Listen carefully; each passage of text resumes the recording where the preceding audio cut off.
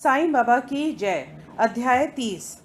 इस अध्याय में बतलाया गया है कि 3 अन्य भक्त किस प्रकार शिरडी की ओर खींचे गए, जो बिना किसी कारण भक्तों पर स्नेह करने वाले दया के सागर हैं, तथा निर्गुण होकर भी भक्तों को प्रेमवश ही जिन्होंने स्वेच्छापूर्वक मानव शरीर धारण किया, जो ऐसे भक्त वत्सल हैं कि जिनके दर्शन मात्र से ही भवसागर के भय और समस्त कष्ट दूर हो जाते हैं, ऐसे श्री साईनाथ महाराज को हम नमन करते हैं।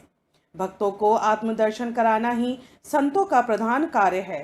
श्री साईं जो संत शोरमणि हैं, उनका तो मुख्य ध्येय ही यही है।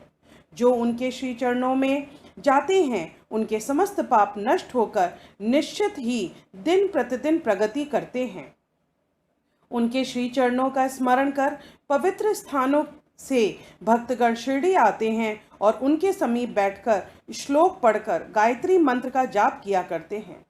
परंतु जो निर्बल तथा सर्व प्रकार से दीनहीन हैं और जो यह भी नहीं जानते कि भक्ति किसे कहते हैं, उनका तो केवल इतना ही विश्वास है कि अन्य सब लोग उन्हें असहाय छोड़कर उपेक्षा भले ही कर दें, परंतु अनाथों के नाथ और प्रभु श्री साईं मेरा कभी परित्याग ना करेंगे। जिन पर वे कृपा करें, उन्हें प्रचंड शक्ति, नित्य अनित्य में विवेक तथा ज्ञान सहज ही प्राप्त हो जाता है। वे अपने भक्तों की इच्छाएं जानकर उन्हें पूर्ण किया करते हैं, इसलिए भक्तों को मनवांछित फल की प्राप्ति हो जाया करती है और वे सदा कृतज्ञ बने रहते हैं। हम उन्हें साष्टांग प्रणाम कर प्रार्थना करते हैं कि हमारी त्रुटियों की ओर ध्यान न देकर हमें समस्त कष्टों से बचा लें। जो विपत्ति हरण प्राणी इस प्रकार श्री साईं से प्रार्थना करता है, उनकी कृपा से उसे पूर्ण शांति और सुख समृद्धि प्राप्त होती है। श्री हेमंतपंत कहते हैं, हे मेरे साईं, तुम तो दया के सागर हो। यह तो तुम्हारी ही दया का फल है जो आज यह साईं सचरित्र भक्तों के समक्ष प्रस्तुत है। अन्यथा मुझ में इतनी योग्यता कहाँ जो ऐसा कठिन कार्य करने का दुस्साहस भी कर सकता। जब पूर्ण उत्तरदायित्व साईं ने अपने ऊपर ही ले लिया, तो हेमंतपंत को तिलमात्र भी भार प्रतीत न हुआ और न ही उन्हें चिंता ही हुई। श्री साईं ने इस ग्रंथ के रूप में उनकी सेवा स्वीकार कर ली। यह केवल उनके पूर्व जन्म के शुभ संस्कारों के कारण ही संभव हुआ, जिसके लिए वे अपनी को भाग्यशाली और कृतार्थ समझते हैं। नीचे लिखी कथा कोपल कल्पित नहीं, वरन विशुद्ध अमृत तुल्य है। इसे जो हृदयंगम करेगा, उसे श्री साईं की महानता और सर्वव्यापकता विदित हो जाएगी। परंतु जो वाद विवाद और आलोचना करना चाहें, उन्हें इन कथाओं की ओर ध्यान देने की आवश्यकता नहीं है। यहाँ तर्क की नहीं, वरन प्रगाढ़ प्रेम और भक्ति की उत्पन्न अपेक्षा है। विद्वान भक्त तथा श्रद्धालु जन अथवा जो अपने को साईं पद सेवक समझते हैं, उन्हें ही ये कथाएं रुचिकर तथा शिक्षाप्रद प्रतीत होंगी। अन्य लोगों के लिए ये तो निरी कोपल कल्पनाएं ही हैं। श्री साईं के अंतरंग भक्तों को श्री साईं लीलाएं कल्पतरु के सदृश हैं। जो साईं लीला रूपी अमृत पान करने से अज्ञानी जीवों का ज्ञान, गृहस्थ आश्रम को संतोष तथा मिमुक्षुकों को एक उच्च साधन प्रदान करता है। अब हम इस अध्याय का मूल कथा पर आते हैं। काकाजी वैद्य नासिक जिले में वड़ी ग्राम में काकाजी वैद्य नाम के एक व्यक्ति रहते थे। वे श्री सप्तशंगी देवी के मुख्य पुजारी थे।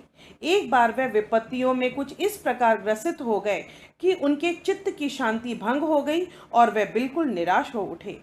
एक दिन अति व्यथित होकर देवी के मंदिर में जाकर अंतकरण से वे प्रार्थना करने लगे कि हे देवी, हे दयामी, मुझे कष्टों से शीघ्र मुक्त कर दो।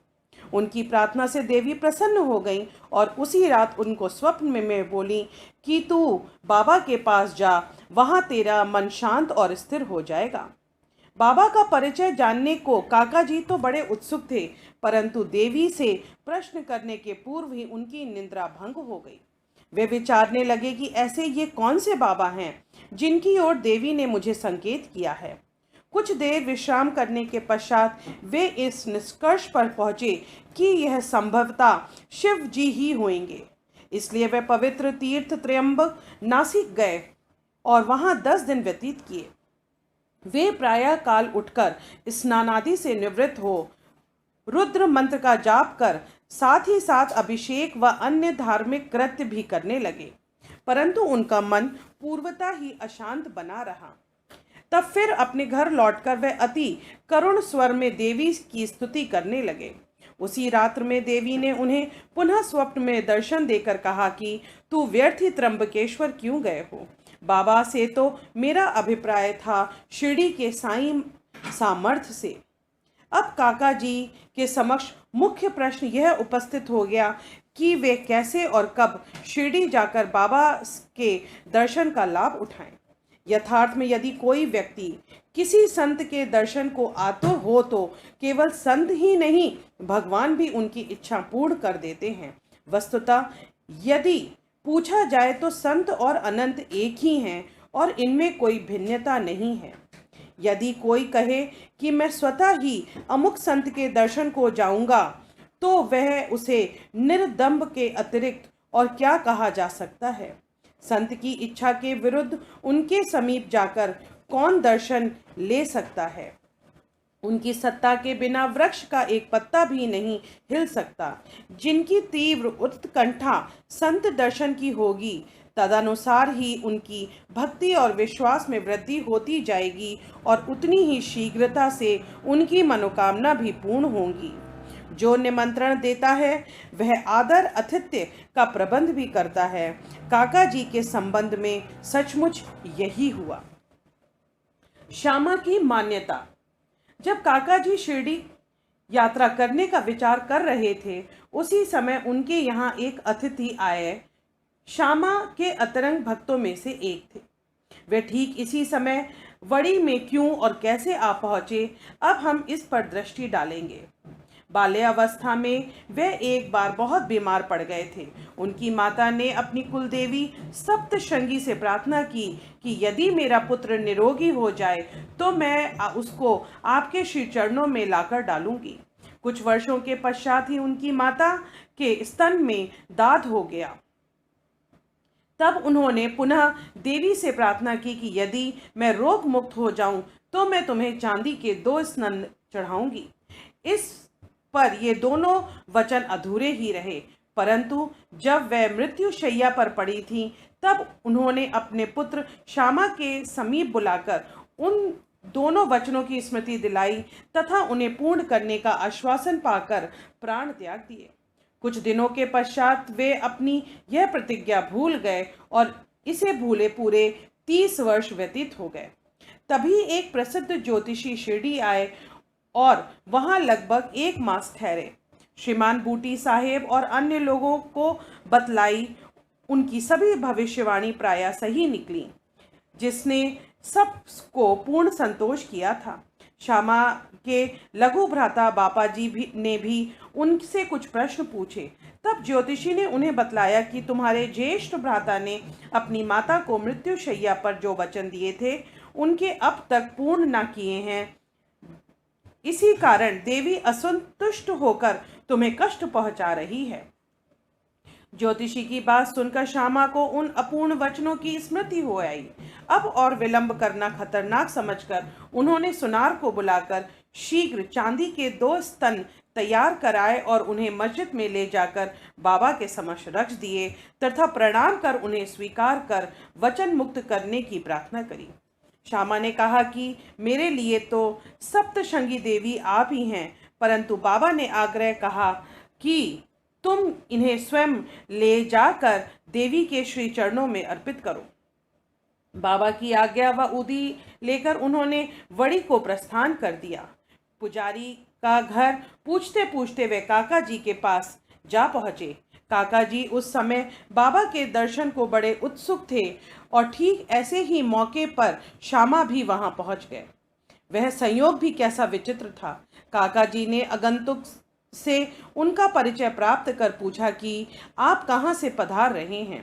तब उन्होंने सुना कि वे शिरडी से आ रहे हैं तो वह एकदम प्रेमोन्नतव से भर गए और श्यामा से लिपट गए और फिर दोनों का श्री साईं लीलाओं पर वार्तालाप प्रारंभ हो गया। अपने वचन संबंधी कृत्यों को पूर्ण कर वे काका जी के साथ शिरडी लौट आए। काका मस्जिद पहुंचकर बाबा के श्री चरणों से जा लिपटे। उनके नेत्रों से प्रेम आश्रुओं की धारा बहने लगी और उनका चित्त स्थिर हो गया। देवी के दृष्ट अनुसार जैसे ही उन्होंने बाबा के दर्शन किए, उनके मन की अशांति तुरंत नष्ट हो गई और वे परम शांति का अनुभव करने लगे। वे विचार करने लगे कि यह कैसी अद्भुत शक्ति है कि बिना कोई संभाषण या प्रश्नोत्तर किए अथवा आशीष पाए दर्शन मात्र से ही अपार प्रसन्नता हो रही है। सचमुच में दर्शन का महत्व तो इसे ही कहते हैं। उनके त्रिषित नेत्र श्री साईं चरण पर स्थिर हो गए और वह अपनी जीवा से एक शब्द भी ना बोल सके। बाबा की अन्य लीलाएं सुनकर उन्हें अपार आनंद हुआ और वह पूर्णतः बाबा के शरणागत हो गए। सब चिंताओं और कष्टों को भूलकर वे परम आनंदित हुए। उन्होंने वहां सुखपूर्वक 12 दिन व्यतीत किए और फिर बाबा की आज्ञा, आशीर्वाद और उधी प्राप्त कर अपने घर लौट आए। खुशहाल चंद ऐसा कहते हैं कि प्रातः बेला में जो स्वप्न आते हैं वह बहुता जागृत अवस्था में सत्य ही निकलते हैं। ठीक है, ऐसा ही होता होगा, परंतु बाबा के संबंध में समय का कोई प्रतिबंध नहीं है। ऐसा ही एक उदाहरण प्रस्तुत है। बाबा ने एक दिन द्वितीय प्रहर काका साहेब को तांगा लेकर राहता से कुशाल चंद को लाने के लिए भेजा, क्योंकि कुशाल चंद से उनकी कई दिनों से भेंट न हुई थी। राहता पहुंचकर काका साहब ने ये संदेश उन्हें सुना दिया। यह संदेश सुनकर उन्हें महान आश्चर्य हुआ और वे कहने लगे कि दोपहर को भोजन के उपरांत थोड़ी देर मुझे झपकी आ गई थी। तभी बाबा स्वप्न में आए और मुझे शीघ्र ही शिरडी आने को कहा, परंतु घोड़े का उचित प्रबंध न हो सकने के कारण मैंने अपने पुत्र को यह सूचना देने के लिए ही उनके पास भेजा था। जब वह गांव के समीप तक ही पहुंचा था, तभी आप सामने से तांगा में आते दिखाई दिए। वे दोनों उस तांगे में बैठकर शिरडी पहुंचे तथा बाबा से भेंट कर उन्हें बड़ी प्रसन्नता हुई। बाबा की यह लीला देखकर खुशहाल चंद गदगद हो गए। बंबई के रामलाल पंजाबी बंबई के एक पंजाबी ब्राह्मण श्री रामलाल को बाबा ने स्वप्न में एक महंत के वेश में दर्शन देकर शिरडी आने को कहा। उन्हें नाम ग्राम का कुछ भी पता न चल रहा था। उनको श्री दर्शन करने की तीव्र उत्कंठा हुई, परंतु पता ठिकाना ज्ञात न होने के कारण वे बड़े असमंजस में पड़ गए थे। जो आमंत्रण देता है वही आने का प्रबंध भी करता है और अंत में हुआ ही वैसा। उसी दिन संध्या समय जब वे सड़क पर टहल रहे थे तो उन्होंने एक दुकान पर बाबा का चित्र टंगा देखा। स्वप्न में उन्हें जिस आकृति वाले महंत के दर्शन हुए थे वे इस चित्र के ही सदृश थे। पूछताछ करने पर उन्हें ज्ञात हुआ कि यह चित्र शिरडी के श्री साईं सामर्थ का है और तब उन्होंने शीघ्र ही शिरडी को प्रस्थान कर दिया तथा जीवन पर्यंत शिरडी में ही निवास किया। इस प्रकार बाबा ने अपने भक्तों को अपने दर्शन के लिए शिरडी में बुलाया और उनकी लौकिक तथा परलौकिक समस्त इच्छाएं पूर्ण की। अनंत कोटि ब्रह्मांड नायक राजाधिराज योगीराज परब्रह्म श्री सच्चिदानंद सतगुरु साईनाथ महाराज की जय।